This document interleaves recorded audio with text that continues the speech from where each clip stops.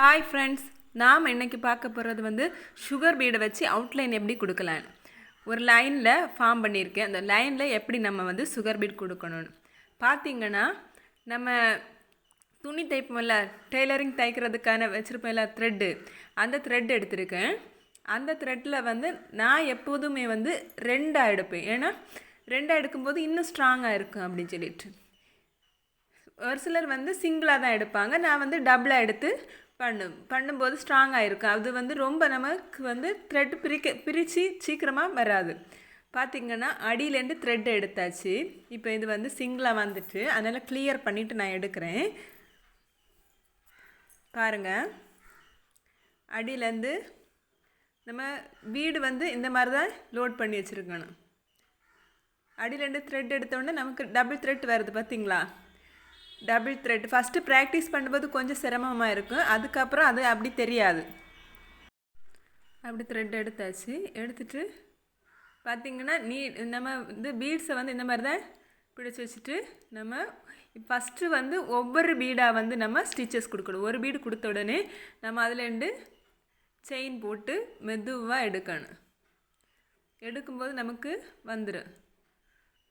அதுக்கப்புறமா பார்த்திங்கன்னா தெரியும். அதுக்கப்புறமா பக்கத்தில் வச்சுட்டு அடுத்த ஒரு பீடு போட்டு ஒத்த பீடை போடும்போது கேப் வரும். கேப் வராமல் இருக்கணும்னா 2 பீடு போடணும். நீங்கள் ஃபஸ்ட்டு ப்ராக்டிஸ் பண்ணும்போது பீடு வந்து ஒத்த பீடாக ப்ராக்டிஸ் பண்ணுங்கள். அதுக்கப்புறமா 2 பீடு போட்டு ப்ராக்டிஸ் பண்ணலாம். பார்த்திங்கன்னா நடு பக்கத்தில் நம்ம எடுக்கும்போதே கிளியராக வரும். திரும்ப வந்து நம்ம ஒவ்வொரு பீடு கொடுத்துட்டு எடுக்கும். ப்ராக்டிஸ் பண்ண நமக்கு வந்து ஈஸியாக வரும். இப்போ வந்து நான் 2 பீடு கொடுத்து நான் பண்ணுறேன். பாருங்கள், 2 பீடு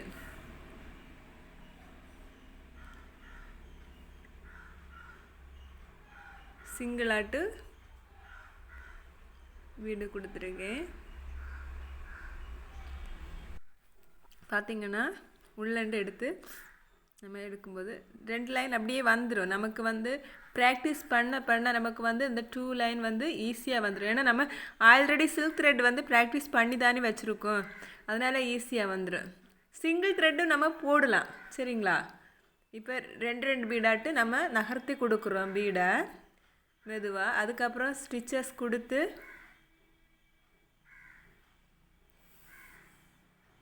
எடுக்கும். செயின் எடுத்தாச்சு. திரும்பவும் அடுத்த 2 பீடை நகர்த்தி கொடுக்குறோம். எப்படி நகர்த்தினேன்னு பார்த்தீங்கல்ல? கீழே நம்ம எக்ஸ்ட்ரா நூல் வர்றது கீழே பிடிச்சி இழுக்கணும். நமக்கு வந்து அது வராது. நான் உங்களுக்கு காமிக்கிறதுக்காக தான் எப்படின்னு நூலை ரொம்பவே இது பண்ணி பண்ணுறேன். நம்ம ப்ராக்டிஸ் பண்ணும்போது அது அந்த மாதிரி வராது, சரிங்களா? இந்த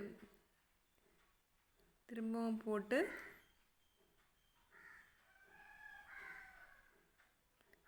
பார்த்திங்கன்னா மெதுவாக போட்டு ஸ்டிச்சஸ் போட்டு எடுக்கணும். திரும்ப இதே போல் 2 பீடாட்டு வந்து நம்ம தொடர்ந்து எடுத்துகிட்டே இருக்கணும்.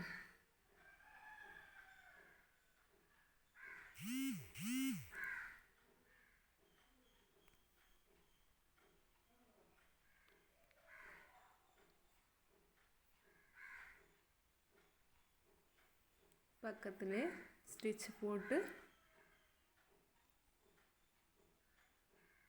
எடுக்கும்.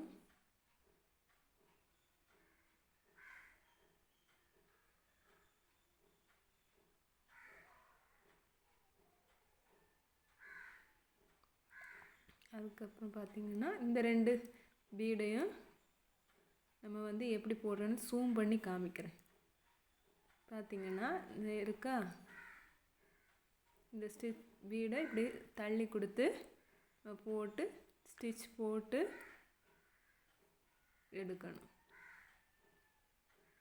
இவ்வளோ போயிடுச்சா? இப்போ நம்ம என்ன பண்ணணும்? ஒரு பீடுக்குள்ளாடி விட்டு எடுத்துட்டு நம்ம திரும்ப போடணும். இந்த மாதிரி தான் நம்ம வந்து அவுட்லைன் ஸ்டிச்சஸ் வந்து நம்ம பண்ணணும்.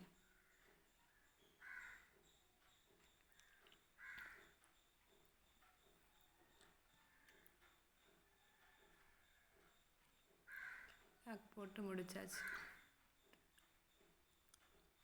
இனிமேல் நம்ம வந்து இந்த இடத்துல கேப் விழுந்துருக்கு, அதாவது சிங்கிள் பீட் போடும்போது இந்த மாதிரி கேப் வர்றதுக்கு இருக்கும். பார்த்திங்கன்னா தெரியும், அதாவது டபுள் பீட் போட்ட இடத்துல பார்த்திங்கன்னா நெருக்கமாக இருக்கும். இதுக்கு சிங்கிள் பீட் போடியதுக்கும் டபுள் பீட் போடியதுக்கும் உங்களுக்கு வித்தியாசம் இதில் தெரியுது. இப்போ வந்து இந்த மாதிரி ஷேப்பில் வந்து நம்ம எப்படி பண்ண போகிறோம்னு சொல்லிட்டு நம்ம ப்ராக்டிஸ் பண்ணுறோம். சரியா? இது மட்டும் இல்லை, கட்டமாக போட்டு சதுரம் போட்டுறது இது எல்லாமே நீங்கள் ப்ராக்டிஸ் பண்ணுங்கள். அப்போது வந்து உங்களுக்கு வந்து பீட் ஒர்க் வரும். இதில் வந்து ரெண்டு ஸ்டிச்சாக நம்ம ப்ராக்டிஸ் பண்ணுறோம். பார்த்திங்கன்னா தெரியும், 2 ஸ்டிச் போட்டு 2 பீடு போட்டு ஸ்டிச் எடுக்கிறோம்.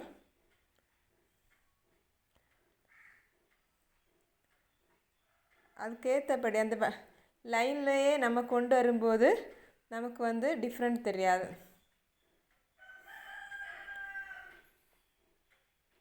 ஸ்டிச் போட்டு எடுக்கும்.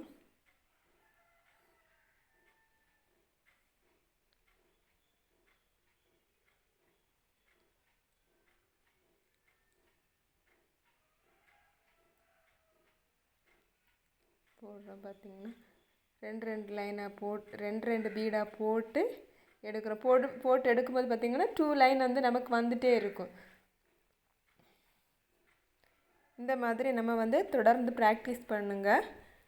ஆரி ஒர்க் கிளாஸ் வந்து பேசிக் லெவல், இனி கொஞ்சம் ஸ்டிச்சஸ் தான் இருக்குது. இது முடித்ததுக்கப்புறம் வந்து நம்ம வந்து அட்வான்ஸ் லெவல் போவோம். உங்களுக்கு பிடிச்சிருந்தா லைக் பண்ணுங்கள், தெரிஞ்சவங்களுக்கு ஷேர் பண்ணுங்கள். இது வந்து இது நிறைய ஹெல்ப்ஃபுல்லாக இருக்கும். நீங்கள் பண்ணுற ஒரு ஷேர் கமெண்டு யாருமே கமெண்ட் பண்ண மாட்டேங்கிறீங்க, அதான் ரொம்பவே இதாக இருக்குது. ஒரு கமெண்டாவது வரும்போது வரவங்களுக்கு கண்டிப்பாக என்னால் முயற்சியை நான் கண்டிப்பாக செய்வேன்.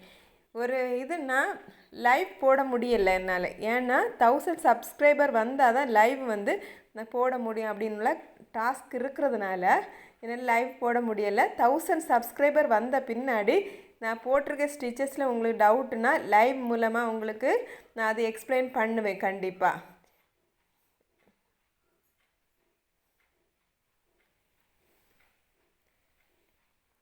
கூடிய சீக்கிரத்தில் நம்ம நெருங்கிடுவோம் அப்படின்னு சொல்லிட்டு ஒரு நம்பிக்கை இருக்குது. இது வரைக்கும் சப்ஸ்கிரைப் பண்ணிக்கிற எல்லாருக்குமே ரொம்ப ரொம்ப தேங்க்ஸு.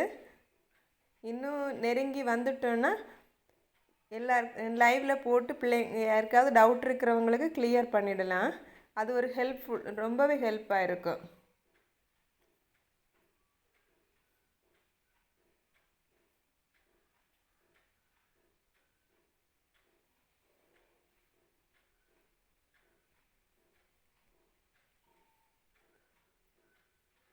உங்களுக்கு பிடிச்சிருந்தா லைக் பண்ணுங்கள், ஷேர் பண்ணுங்கள், மறக்காமல் சப்ஸ்கிரைப் பண்ணுங்கள் ஃப்ரெண்ட்ஸ்.